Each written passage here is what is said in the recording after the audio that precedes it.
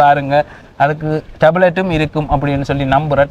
கோவப்படுறது கோவைப்படைகிற, மற்றபடி நீங்கள் நல்ல மனிதர், அப்படி அதில் எந்த ஒரு மாற்று கருத்துக்கும் இடம் இல்லை. ஆனால் இப்படி தனிப்பட்ட இப்போ ஒரு பயம் ஒன்று இருக்குது. நீங்கள் நாளைக்கு அதிகாரத்தில் வந்துட்டாலும் எல்லாரையும் தனித்தனியாக பழி வாங்குறதுக்கு வழிகிட்டுருவீங்களோன்னு அப்படி எமோஷன் ஆகுறீங்க, அப்படி கோவப்படுறீங்க. அந்த தன்மையை முதல் விடுங்க. பொது வழியில் வந்துட்டா, பொது பயணத்தில் வந்துட்டா ஒழுவான் இகழுவான் 2 பேருமே இருப்பாங்க.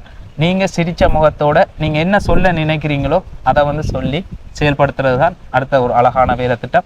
அதில் எங்களோட சுற்றி இருக்கிற உறுப்பினர்கள், இப்போ நான் எதிர்வு கூறி இருக்கிற விஷயம் என்று வச்சு கொள்ளுங்களேன்.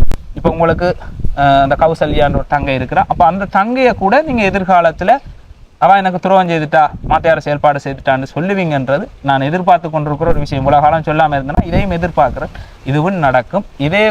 இதே டைப்பில் நீங்கள் இதில் எந்த ஒரு மாற்றமும் இல்லாமல் இதில் போவீங்களா இருந்தால் கட்டாயம் நடக்கும்ன்றதை உறுதியாக சொல்லிக்கொண்டு, அண்ணன் நீங்கள் என்னுடைய இந்த தலைமூடாக ஏதாவது சொல்ல நினைக்கிறீங்களா?